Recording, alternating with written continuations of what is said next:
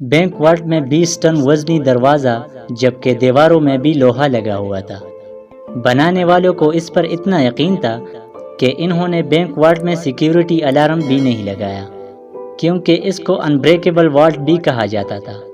उसका बरम तो तब टूटा जब बैंक डकैतों ने मास्टर प्लान बनाया और पूरे 27 घंटे तक सिक्योरिटी को चकमा देकर इस वाल्ट में छुपे रहे। नाज़रीन, ये मास्टर प्लान किसका था और ये हिस्ट्री की सबसे बड़ी बैंक रॉबरी क्यों मानी जाती है, इस पर इस वीडियो में बात करेंगे। अस्सलाम वालेकुम, मैं हूं नवीद खान और आप देख रहे हो वर्ल्ड इन्फो यूट्यूब चैनल। नाज़रीन, 19 जुलाई 1976 में मंडे का सूरज निकल चुका था और निस में सोसाइटी जनरल नामी बैंक में स्टाफ मेंबर पहुंचना शुरू हो चुके थे।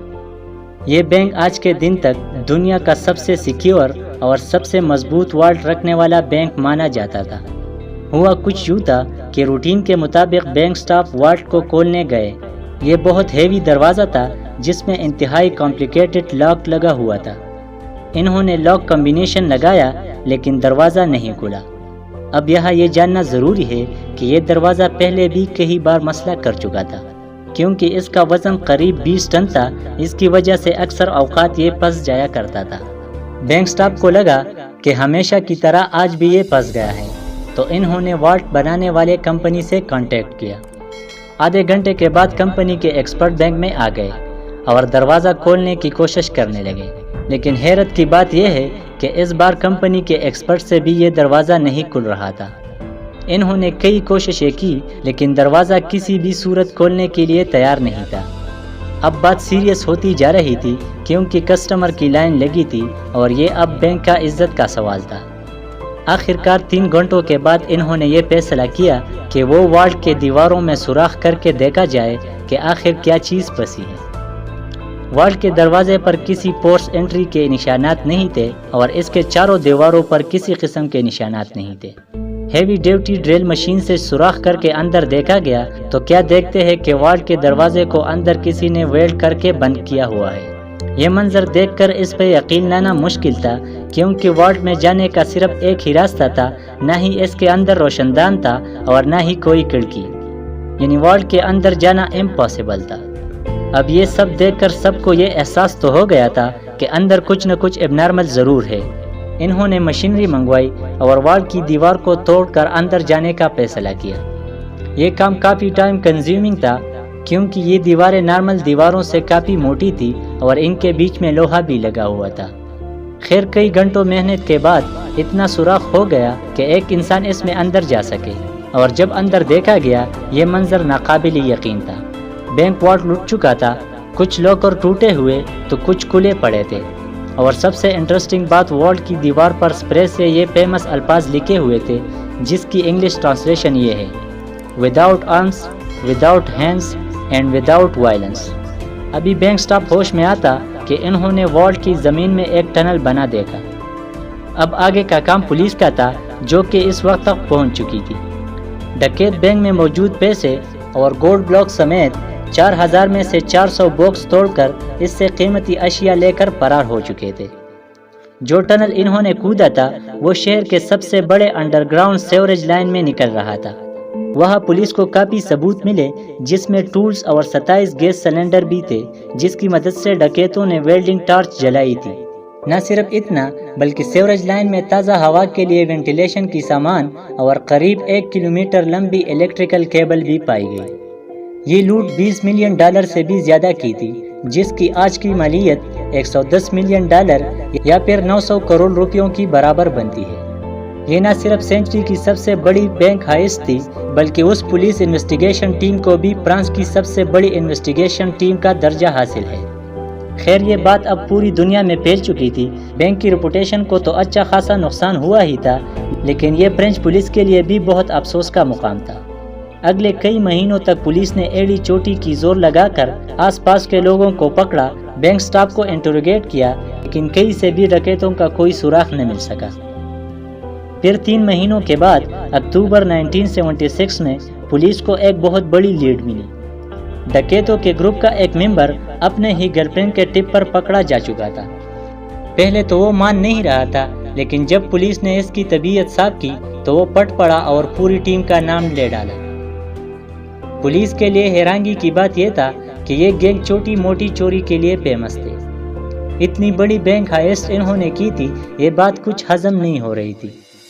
اس پلان کا ماسٹر مائنڈ اصل میں کوئی اور ہی تھا۔ انویسٹیگیشن کے دوران گینگ ممبرز نے پولیس کو ایک شخص کا نام دیا جو ان کے مطابق چوری کا ماسٹر مائنڈ تھا۔ یہ البرٹ سپیک جیری نام کا شخص اصل میں ایک فوٹوگرافر تھا۔ جب پولیس نے اس کو اریسٹ کیا تو یہ کہیں سے بھی کرمنل نہیں لگ رہا تھا۔ Simple dressing, simple life style اور شہر کے آؤٹ سکرٹ میں ایک نارمل سے گھر میں رہتا تھا۔ اس کے آس پڑوس سے پتہ لگایا تو سب نے یہی کہا کہ البرٹ سیدھا سادہ فوٹوگرافر ہے جو ہمیشہ اپنے کام سے کام رکھتا ہے۔ لیکن البرٹ کے بارے میں پولیس جو کچھ سوچ رہی تھی وہ اس سے بالکل الگ تھا۔ اس نے فوراً پولیس کے سامنے کنفیس کیا کہ بینک ہائسٹ کا ماسٹر مائنڈ وہی تھے۔ پولیس کے لیے یہ کیس اب تقریباً کلوز ہو چکا تھا، لیکن یہ تو صرف ایک شروعات تھی۔ البرٹ کے مطابق اس نے پہلے اسی بینک میں لاکر لیا تھا اور بہانے سے وہ والٹ میں جا کر والٹ کی فوٹو لیا کرتا تھا۔ اس نے پہلے اپنے ہی لاکر میں الارم کلاک رکھا جس کا الارم رات کے ٹائم سیٹ کیا۔ جب الارم بجنے سے بھی کوئی الرٹ نہیں ہوا اور نہ ہی کوئی سیکیورٹی الارم بجی تو اس کو کنفرم ہو گیا کہ والٹ میں کوئی سیکیورٹی سسٹم نہیں ہے۔ پھر وہ انجینئر کے بیس میں سٹی گورنمنٹ کے آفس گیا اور شہر کا نقشہ نکلوایا۔ اس میپ میں سیوریج لائن کہاں اور بینک سے کتنا دور ہے اس کا اندازہ لگایا۔ پھر اس نے کیلکولیشن کی تو قریبی سیوریج لائن سے 26 فٹ کے ٹنل کودنے پر وہ سیدھا بینک واٹ میں نکل سکتا ہے۔ اب اس کام کے لیے بہت محنت کی ضرورت تھی، تو البرٹ نے شہر کے ایک گینگسٹر سے رابطہ کیا اور اس کو سارا پلان بتا دیا۔ اس گینگسٹر نے اپنے آدمیوں کو اس کام پہ لگا دیا۔ ٹنل کو کودنے میں قریب 2 مہینے لگ گئے کیونکہ یہ کام بغیر مشینری کے کیا جا رہا تھا اور اس کام کو صرف رات کے وقت کرنا بہت ضروری تھا جب بینک میں کوئی بھی نہیں ہوتا۔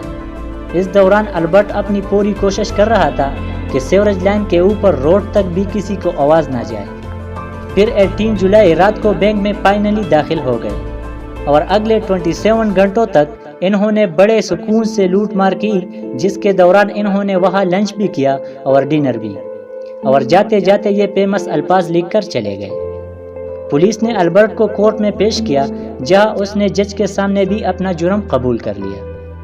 اس نے انٹروگیشن کے دوران اپنے پلان کا ایویڈنس اور لوٹی گئی رقم کی ڈیٹیل ایک پیپر پر کوڈ ورڈ میں لکھی تھی۔ اس کا کہنا تھا کہ یہ ایویڈنس وہ صرف جج کو ہی دے گا اور صرف جج ہی اس کو پڑھ سکے گا۔ اس کام کے لیے جج نے البرٹ کو اپنے کمرے میں بلایا۔ البرٹ نے وہ پیپر جج کے ہاتھوں میں دیا جس میں سٹی کا میپ بنا ہوا تھا۔ ابھی جج اس میپ کو سمجھنے میں لگے تھے کہ البرٹ نے فوراً کمرے کی کھڑکی سے چلانگ لگائی۔ یہ کمرہ فرسٹ فلور پہ تھا اور اس کے نیچے ایک گاڑی بھی کھڑی تھی۔ البرٹ گاڑی کے چھت پہ گرا اور فوراً کھڑا ہو کر ایک بائک جو پہلے سے اس کا ویٹ کر رہی تھی اس پر بیٹھ کر فرار ہو گیا۔ پولیس کی لاکھ کوششوں کے باوجود وہ پکڑا نہیں جا سکا۔ کئی سالوں کے بعد اس کا انٹرویو اٹلی کے ایک ٹی وی شو میں براڈ کاسٹ ہوا جس میں اس کا کہنا تھا کہ مجھے 12 سال کی عمر سے ہی خزانوں کا بہت شوق تھا اور یہ شوق میں نے اس ہائسٹ سے پورا کر لیا۔ اس سے لگ رہا تھا کہ اس انٹرویو کے ذریعے وہ فرینچ پولیس کو تنگ کر رہا ہے۔ اس کے بعد البرٹ کہا گیا یہ مسٹری آج تک سالو نہیں ہوئی۔ 1989 میں البرٹ کی موت ہو گئی۔ اس کی ماں کا کہنا تھا کہ البرٹ کی ڈیڈ باڈی اس کے گھر کے باہر کوئی رکھ کر گیا ہے۔ امید ہے یہ ویڈیو پسند آئی ہوگی۔ اپنے دوستوں کے ساتھ شیئر کرنا نہ بھولیں۔ ملتے ہیں اگلے شاندار ویڈیوز میں۔